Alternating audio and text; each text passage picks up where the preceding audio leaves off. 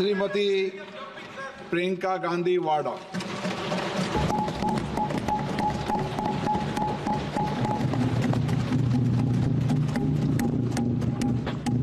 नमस्कार।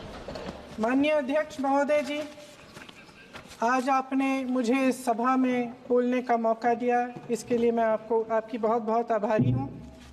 सबसे पहले जो सुरक्षाकर्मी, जो जवान अफसर 13 दिसंबर को संसद की सुरक्षा के लिए शहीद हुए, उनके प्रति मैं श्रद्धांजलि व्यक्त करना चाहती हूँ। महोदय, हजारों साल पुरानी हमारी देश की, धर्म की एक पुरानी परंपरा रही है। ये परंपरा संवाद, चर्चा की रही है। एक गौरवशाली परंपरा है जो दर्शन ग्रंथों में, वेदों में, उपनिषदों में दिखती है। वाद विवाद और संवाद की हमारी पुरानी संस्कृति है। अलग अलग धर्मों में भी, इस्लाम में, सूफियों में, बौद्ध धर्म में, जैन धर्म में, सिख धर्म में भी ये वाद संवाद, ये चर्चा, बहस, इसकी संस्कृति रही है। इसी परंपरा से उभरा हमारा स्वतंत्रता संग्राम। हमारा स्वतंत्रता संग्राम विश्व में एक अनोखा संग्राम था, एक अनोखी लड़ाई थी जो अहिंसा और सत्य पर आधारित थी। ये वाद संवाद की जो परंपरा है, इसको इस संग्राम ने आगे कैसे बढ़ाया? क्योंकि ये जो संग्राम था, ये जो लड़ाई थी हमारी आज़ादी के लिए, एक बेहद लोकतांत्रिक लड़ाई थी। इसमें देश के किसान, देश के जवान, देश के मजदूर, देश के अधिवक्ता, देश के बुद्धिजीवी, चाहे किसी भी जाति के हो, चाहे किसी भी धर्म के हों, चाहे किसी भी भाषा को बोलते हों, सब इस स्वतंत्रता संग्राम में शामिल हुए। सब ने हमारे देश की आज़ादी की लड़ाई लड़ी।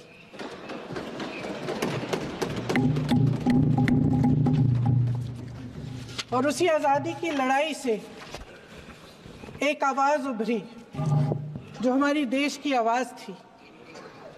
वो आवाज़ ही आज हमारा संविधान है। साहस की आवाज़ थी, हमारी आज़ादी की आवाज़ थी, और उसी की गूंज ने हमारे संविधान को लिखा और बनाया। ये सिर्फ एक दस्तावेज नहीं है। बाबा साहेब अम्बेडकर, मौलाना आज़ाद जी, राजगोपालाचारी जी और जवाहरलाल नेहरू जी और उस समय के तमाम नेता, जैसे आपने कहा, इस संविधान को बनाने की जो कार्य में सालों के लिए जुटे रहे। हमारा संविधान इंसाफ, उम्मीद, अभिव्यक्ति और आकांक्षा की वो ज्योत है जो हर हिंदुस्तानी के दिल में जलती है। अध्यक्ष महोदय, इस ज्योत ने हर एक भारतीय को ये पहचानने की शक्ति दी कि उसे न्याय मिलने का अधिकार है, कि उसमें अपने अधिकारों के लिए आवाज उठाने की क्षमता है, कि जब वो आवाज उठाएगा तो सत्ता को उसके सामने झुकना पड़ेगा। इस संविधान ने हर एक देशवासी को ये अधिकार दिया कि वो सरकार बना भी सकता है और सरकार बदल भी सकता है। ये ज्योत जो हर हिंदुस्तानी के दिल में जलती है, उसने हर हिंदुस्तानी को ये विश्वास दिया कि देश की संपत्ति में, देश की दौलत में, संसाधनों में उसका भी हिस्सा है, कि उसे एक सुरक्षित भविष्य की उम्मीद का अधिकार है, कि देश बनाने में भी उसकी भागीदारी है। उम्मीद और आशा की ये जोत मैंने देश के कोने कोने में खुद देखी है। उन्नाव में मैं एक रेप पीड़िता के घर गई, उसे जलाकर मार डाला था। वो शायद 20-21 साल की होगी। हम सब के बच्चे हैं। हम सोच सकते हैं कि अगर हमारी बेटी के साथ बार बार बलात्कार हुआ और फिर जब वो अपनी लड़ाई लड़ने के लिए गई तो उसको जलाकर मार डाला गया होता तो हम पर क्या बीतती। मैं उस बच्ची के पिता से मिली। उसके खेत जलाए गए थे, उसके भाइयों को पीटा गया था, उसके पिता को बाहर से घर के बाहर घसीट कर मारा गया था। उस पिता ने मुझे बताया कि बेटी, मुझे न्याय चाहिए। मेरी बेटी अपने एफआईआर को दर्ज करने के लिए जब जिले में गई तो उसको मना किया गया। अगले जिले में जाना पड़ा उसे। वो रोज सुबह 6 बजे उठकर तैयार होकर अकेली अपने मुकदमे को लड़ने के लिए अगले जिले में ट्रेन से जाती थी। उसके पिता ने मुझे कहा कि मैंने उससे कहा, बेटी अकेले मत जाओ, छोड़ दो ये लड़ाई।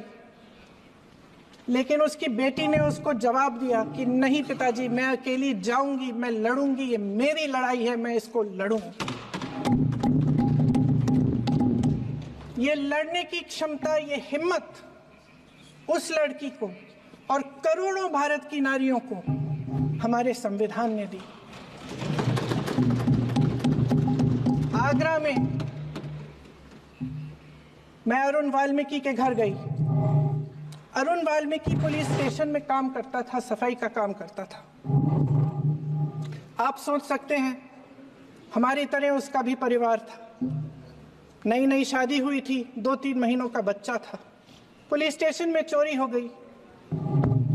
चोरी का इल्जाम उस पर लगाया गया। उसके पूरे परिवार को उठाकर पुलिस स्टेशन में ले गए। आप हंस रहे हैं, लेकिन ये गंभीर बात है। गंभीर बात। शर्म करो, शर्म। अरुण वाल्मीकि को पीट पीट के मार डाला, उसकी बीवी को पीटा, उसके पिता के नाखून निकाले, उसके पूरे परिवार को पीटा गया। जब मैं उस जवान महिला से मिलने गई जो अभी अभी विधवा हुई थी, तो उसने मुझे कहा कि दीदी, हमें सिर्फ एक चीज चाहिए, हमें न्याय चाहिए और हम इस न्याय के लिए लड़ते रहेंगे, चाहे कुछ भी हो जाए।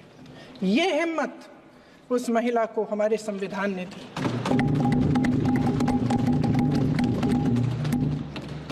संभल के कुछ लोग आए थे हमसे मिलने जो मृतकों के परिवार के सदस्य थे। उसमें 2 बच्चे थे, अदनान और उजैर। अब सुनिए। उसमें 2 बच्चे थे, अदनान और उजैर। एक बच्चा मेरे बच्चे की उम्र का है, दूसरा उससे छोटा 17 साल का है। दर्जी के बेटे थे। दर्जी का एक ही सपना था कि वो अपने बेटों को पढ़ाएगा, लिखाएगा। एक बेटा डॉक्टर बनेगा, एक बेटा भी सफल होगा दूसरा बेटा भी अपने जीवन में सफल होगा। उनके पिताजी हर रोज उनको स्कूल छोड़ते थे। उस दिन भी स्कूल छोड़ने के बाद अपनी दुकान में चले गए। उन्हें पता नहीं था कि विवाद हो रहा है। उन्होंने भीड़ देखी, घर आने की कोशिश की तो पुलिस ने गोली से मार डाला। वो 17 साल का बच्चा अदनान मुझसे कहता है, वो 17 साल का बच्चा अदनान मुझसे कहता है कि मैं बड़ा होकर डॉक्टर बन के दिखाऊंगा, मैं अपने पिता का सपना साकार करूंगा। ये सपना, ये आशा उसके दिल में हमारे संविधान ने डाली। अध्यक्ष महोदय, हमारे देश के करोड़ों देशवासियों के संघर्ष में, अपने अधिकारों की पहचान में, इनकी कठिन से कठिन परिस्थितियों से लड़ने की अपार हिम्मत में और देश से न्याय की अपेक्षा में हमारे संविधान की ज्योत जल रही है। मैंने हमारे संविधान की ज्योत को जलते हुए देखा है और इसके साथ साथ ये भी समझा है कि हमारा संविधान एक सुरक्षा कवच है। एक ऐसा सुरक्षा कवच है जो देशवासियों को सुरक्षित रखता है, न्याय का कवच है, एकता का कवच है और अभिव्यक्ति की आज़ादी का कवच है। दुख की बात यह है कि मेरे सत्ता पक्ष के साथी जो बहुत बड़ी बड़ी बातें करते हैं, इन्होंने इन 10 सालों में यह सुरक्षा कवच, सत्ता पक्ष के मेरे साथियों ने ये सुरक्षा कवच तोड़ने का पूरा प्रयास किया है। संविधान में सामाजिक, आर्थिक और राजनीतिक न्याय का वादा है। ये वादा एक सुरक्षा कवच है जिसको तोड़ने का काम शुरू हो चुका है। लैटरल एंट्री और निजीकरण के जरिए ये सरकार आरक्षण को कमजोर करने का काम कर रही है। अगर लोकसभा में ये नतीजे नहीं आए होते तो ये संविधान बदलने का काम भी शुरू कर लेते। सच्चाई ये है अध्यक्ष महोदय कि आज संविधान बार बार इसलिए कह रहे हैं क्योंकि इस चुनाव में इनको पता चल गया कि इस देश की जनता ही इस संविधान को सुरक्षित रखेगी, कि इस चुनाव में हारते हारते जीतने से इन्हें एहसास हुआ कि ये संविधान बदलने की बात इस देश में नहीं चलेगी। आज जनता की मांग है कि जाति जनगणना हो। सत्ता पक्ष के मेरे साथी ने इसका जिक्र किया। ये जिक्र भी आज इसलिए हो रहा है क्योंकि चुनाव में ये नतीजे आए। ये जाति जनगणना इसलिए जरूरी है ताकि हमें पता चले कि किसकी क्या स्थिति है और नीतियां उस हिसाब से बने। इनकी गंभीरता का प्रमाण ये है कि जब चुनाव में पूरे विपक्ष ने जोरदार आवाज उठाई कि ये जाति जनगणना होनी चाहिए, तो इनका जवाब देखिए। इनका जवाब भैंस भाग भैंस चुरा लेंगे, मंगलसूत्र चुरा लेंगे, इनका ये जवाब था। ये गंभीरता है इनकी जाति जनगणना पर। महोदय, हमारे संविधान ने आर्थिक न्याय की नींव डाली, किसानों, गरीबों और को जमीन बांटी, भूमि सुधार किया, जिसका नाम लेने से कभी कभी आप झिझकते हैं और कभी कभी उनका नाम धड़ाधड़ इस्तेमाल किया जाता है अपने आप को बचाने के लिए। उन्होंने HAL, BHEL, SAIL, GAIL, ONGC, NTPC, railways, IIT, IIM, oil refinery, तमाम PSU बनाए। अध्यक्ष महोदय, उनका नाम पुस्तकों से मिटाया जा सकता है, उनका नाम भाषणों से मिटाया जा सकता है, लेकिन जो उनकी भूमिका रही इस देश की आज़ादी के लिए और इस देश के निर्माण के लिए, वो इस देश में से कभी मिटाया नहीं जा सकता। 75 सालों में जनता का भरोसा रहा कि नीतियां बनेंगी तो जनता की भलाई के लिए बनेंगी। जल जंगल जमीन का अधिकार मिला आदिवासी भाई बहनों को। इंदिरा जी ने बैंकों का राष्ट्रीयकरण करवाया, खदानों का राष्ट्रीयकरण कराया। कांग्रेस और यूपीए की सरकारों में शिक्षा का, भोजन का अधिकार मिला। 75 सालों में जनता का भरोसा मिला। पहले संसद चलती थी तो जनता की उम्मीद होती थी कि सरकार महंगाई और बेरोजगारी पर चर्चा करेगी, कोई उपाय निकालेगी, कोई रास्ता निकालेगी। लोग मानते थे कि अगर कोई नई आर्थिक नीति बनेगी तो देश की अर्थव्यवस्था को मजबूत बनाने के लिए बनेगी, तो भारतीय बाजार को मजबूत बनाने के लिए बनेगी, उनके भविष्य को मजबूत बनाने के लिए बनेगी। किसान और आदिवासी भाई बहन भरोसा करते थे कि यदि जमीन के कानून में संशोधन होगा तो उन्हीं की भलाई के लिए होगा। आप नारी शक्ति की बात करते हैं, आज चुनाव की वजह से शायद इतनी बातचीत हो रही है नारी शक्ति के बारे में, क्योंकि हमारे संविधान ने महिलाओं को यह अधिकार दिया, उनकी शक्ति को परिवर्तित किया वोट में। और आज आपको पहचानना पड़ रहा है कि महिलाओं के बिना, कि नारी शक्ति के बिना ये सरकारें नहीं बन सकती हैं। इसीलिए आज आप नारी शक्ति की बातें दोहरा रहे हैं।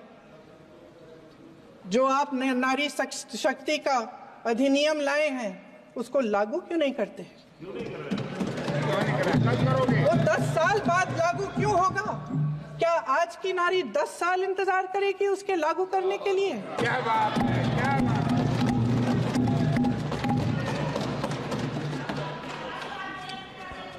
आज संसद में बैठे हुए सत्ता पक्ष के मेरे साथी ज्यादा से ज्यादा अतीत की बातें करते हैं। 1921 में क्या हुआ, कब हुआ, नेहरू जी ने क्या किया। अरे वर्तमान की बात करिए, देश को बताइए आप क्या कर रहे हैं, आपकी जिम्मेदारी क्या है? कि सारी जिम्मेदारी जवाहरलाल नेहरू की है। अध्यक्ष महोदय जी, ये सरकार आर्थिक न्याय का सुरक्षा कवच तोड़ रही है।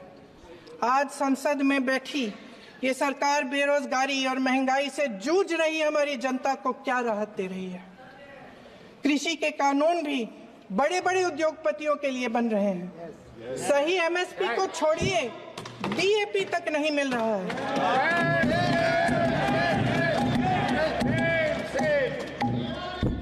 वायनाड से लेकर ललितपुर तक इस देश का किसान रो रहा है। आपदा आती है तो उसको कोई राहत नहीं मिलती। भगवान भरोसे है आज इस देश का किसान, उसको छोड़ दिया गया है। आज हिमाचल में देखिए, जितने भी कानून बने हैं वो सब बड़े बड़े उद्योगपतियों के लिए बन रहे हैं। हिमाचल में जो सेब उगता था उसके जो छोटे छोटे किसान हैं वह रो रहे हैं, क्योंकि एक व्यक्ति के लिए सब कुछ बदला जा रहा है। सुनने की हिम्मत रखो।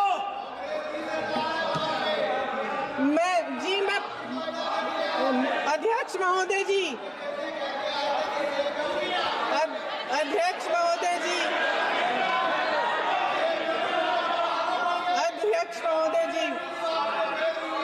अध्यक्ष महोदय जी, अडानी जी को सारे कोल्ड स्टोरेज प्रदेश की सरकार ने नहीं दिए। अडानी जी को सारे कोल्ड स्टोरेज आपकी सरकार ने दिए हैं। देश देख रहा है कि एक व्यक्ति को बचाने के लिए 142 करोड़ देश की जनता को नकारा जा रहा है। सारे बिजनेस, सारे संसाधन, सारी दौलत, सारे मौके एक ही व्यक्ति को सौंपे जा रहे हैं। सारे बंदरगाह, एयरपोर्ट्स, सड़कें, रेलवे का काम, कारखाने, खदाने, सरकारी कंपनियां सिर्फ एक व्यक्ति को दी जा रही है। जनता के मन में हमेशा ये विश्वास होता था कि अगर कुछ नहीं है तो संविधान हमारी सुरक्षा करेगा, मगर आज आम लोगों के बीच ये धारणा बनती चली जा रही है कि सरकार सिर्फ अडानी जी के मुनाफे के लिए चल रही है। देश में बहुत तेजी से गैर बराबरी बढ़ रही है। जो गरीब है वो और गरीब हो रहा है, जो अमीर है वो और अमीर हो रहा है। इस सरकार ने आर्थिक न्याय की भी सुरक्षा कवच तोड़ दिया है। राजनीतिक न्याय की जब बात होती है, मेरे सत्ता पक्ष के साथी आज खड़े हुए और तमाम गिनती करने लग गए कि ऐसा हुआ वैसा हुआ, 1975 में जो हुआ, तो सीख लीजिए ना आप भी। सीख लीजिए, आप भी अपनी गलतियों के लिए माफी मांग लीजिए, आप भी बैलेट पे चुनाव कर लीजिए, आप भी बैलेट पे चुनाव कर लीजिए, दूध का दूध पानी का पानी हो जाएगा। आप राजनीतिक न्याय की बात करते हैं, सरकारों को पैसों के बल पर गिरा देते हैं।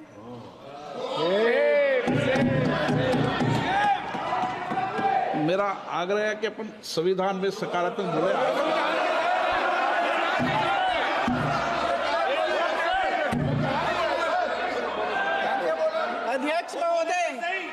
अध्यक्ष महोदय, सत्ता पक्ष के हमारे साथी ने एक उदाहरण दिया उत्तर प्रदेश की सरकार का, तो मैं भी एक उदाहरण दे देती हूँ महाराष्ट्र की सरकार का, मैं भी एक उदाहरण दे देती हूँ हिमाचल की सरकार को तोड़ने की कोशिश किसने की, पैसों के बल पे की, गोवा की सरकार, तमाम उदाहरण है। राजस्थान की क्या ये सरकारें जनता ने नहीं चुनी थी? क्या संविधान इन पर लागू नहीं था? पूरी देश की जनता जानती है कि इनका हंसती है, जानती है कि इनके यहाँ तो वॉशिंग मशीन है।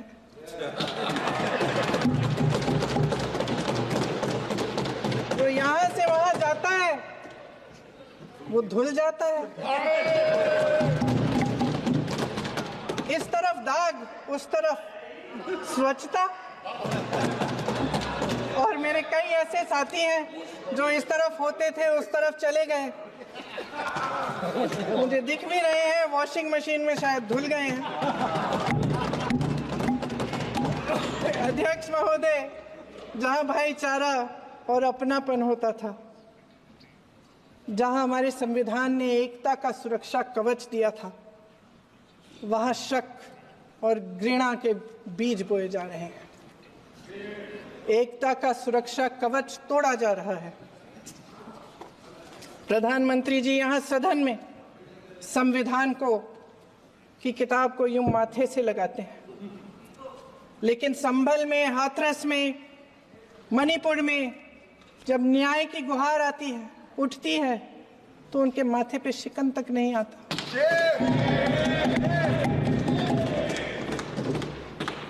शायद समझ नहीं पाए हैं कि भारत का संविधान संघ का विधान नहीं है।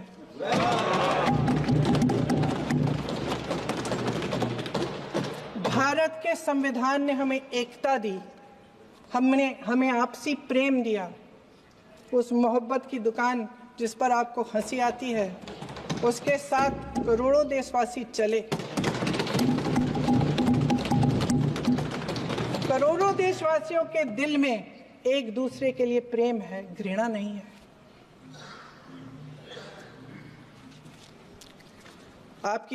इनकी जो विभाजनकारी नीतियां हैं, उसका नतीजा हम रोज देखते हैं। राजनीतिक फायदे के लिए संविधान को छोड़िए, देश की एकता को भी ये रख नहीं सकते, इसकी सुरक्षा नहीं कर सकते। हमने संभल में देखा, मणिपुर में देखा। दरअसल इनका कहना है कि अलग अलग इस देश के अलग अलग हिस्से हैं, कैमरा लेकिन हमारा संविधान कहता है कि ये देश एक है और ये देश एक रहेगा। जहां खुला विवाद होता था, अभिव्यक्ति का सुरक्षा कवच होता था, इन्होंने भय का माहौल पैदा किया है। सत्ता पक्ष के मेरे साथी अक्सर 75 सालों की बात करते हैं, लेकिन इन 75 सालों में ये उम्मीद, आशा, ये अभिव्यक्ति की ज्योति कभी थमी नहीं, कभी बुझी नहीं। इस देश की जनता ने खुलकर आलोचना की, निडर होकर धरने किए, प्रदर्शन किए। जब जब जनता नाराज हुई, तब तब सत्ता को ललकारा, उसे चेतावनी दी, बड़े से बड़े नेताओं को कटघरे में खड़ा किया, उनसे जवाब मांगा, न्याय मांगा। इस देश के छोटे छोटे से नुक्कड़ की दुकानों में, चाय की दुकानों में, इस देश के घरों में, गलियों में, मोहल्लों में, अखबारों में, प्रकाशन घरों में, न्यायपालिकाओं में चर्चा कभी बंद नहीं हुई। लेकिन आज ये माहौल नहीं है। आज जनता को सच बोलने से डराया जाता है, धमकाया जाता है। पत्रकार हो या विपक्ष का नेता हो या किसी यूनिवर्सिटी का प्रोफेसर हो, छात्र संघ हो या कर्मचारियों का संगठन हो, सबका मुंह बंद कराया जाता है। किसी पे ईडी, किसी पे सीबीआई, किसी पे इनकम टैक्स, फर्जी मुकदमे लगवाए जाते हैं, जेल में डाल दिया जाता है, विपक्षी नेताओं को जेल में डाल दिया जाता है, उनको सताया जाता है। किसी को नहीं छोड़ा इस सरकार ने। देशद्रोही कह कह के उत्तर प्रदेश में मुझे याद है कुछ अध्यापिकाएं प्रदर्शन कर रही थी, उन पर मुकदमा डाल दिया देशद्रोही का, उन्हें देशद्रोही कह दिया। इन्होंने देश का पूरा माहौल भय से भर दिया है। इनकी मीडिया की मशीन झूठ फैलाती है, तरह तरह के आरोप लगाती है, और शायद वह भी भय में ही है। महोदय, मैं इस सदन को याद दिलाना चाहती हूं कि ऐसा डर का माहौल देश में अंग्रेजों के राज में था। जब इस तरफ बैठे हुए गांधी की विचारधारा वाले लोग आजादी की लड़ाई लड़ रहे थे और उस तरफ वाली विचारधारा वाले लोग भय में रहकर अंग्रेजों के साथ साठगांठ कर रहे थे। लेकिन अध्यक्ष महोदय, भय का भी अपना स्वभाव होता है। भय फैलाने वाले हमेशा भय का खुद शिकार बन जाते हैं। ये प्रकृति का नियम है। आज इनकी भी यही हालत हो गई है।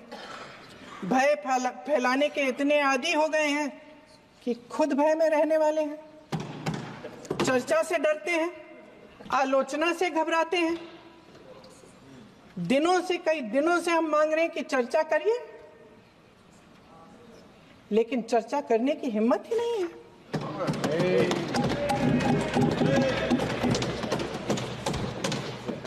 एक कहानी होती थी अध्यक्ष महोदय, शायद बचपन में आपने भी सुनी होगी।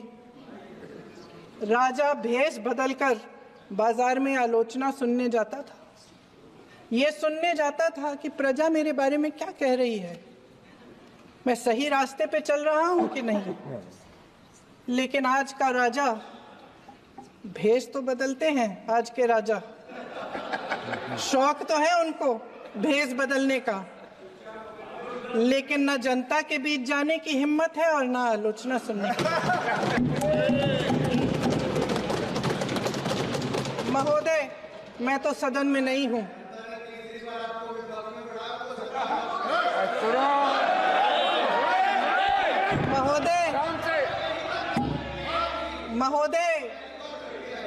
महोदय, जनता में बहुत विवेक है, ये सही है।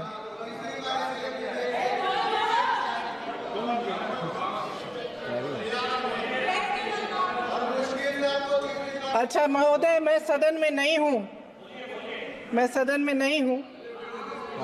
कुछ हाँ ठीक है, मैं सदन में नहीं हूं, मात्र 15 दिनों से आ रही हूं। लेकिन मुझे ताज्जुब होता है कि इन 15 दिनों में इतनी बड़े इश्यूज हैं, इतनी बड़ी बातें हैं, प्रधानमंत्री जी मात्र एक दिन के लिए, शायद 10 मिनट के लिए दिखे हैं सब।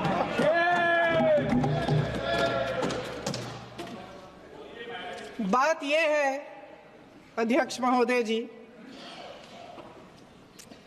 कि ये देश भय से नहीं, साहस और संघर्ष से बना है। इसको बनाने वाले देश के किसान, जवान, देश के करोड़ों मजदूर और गरीब जनता है।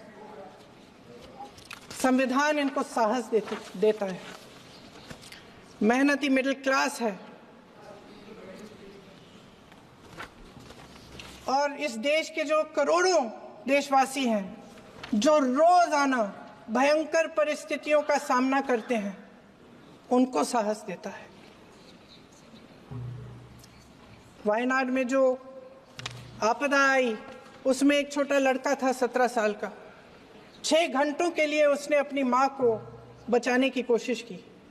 6 घंटों के लिए आप सोच सकते हैं कि अगर नदी की धारा बह रही है, नाराज है, आप अपनी माँ को पकड़े हो, 6 घंटों के लिए पकड़े रखते हो कि मेरी माँ बच जाएगी, और अंत में वो माँ भी बह जाती है। उस लड़के का साहस, उन महिलाओं का साहस जो पीड़ित हैं लेकिन फिर भी अपनी लड़ाई लड़ रहे हैं, उन संभल के बच्चों का साहस जिनके पिताजी अभी अभी गुजर गए लेकिन फिर भी उनके सपनों को साकार करने की हिम्मत है, उनका साहस है, वो साहस इस संविधान ने दिया है।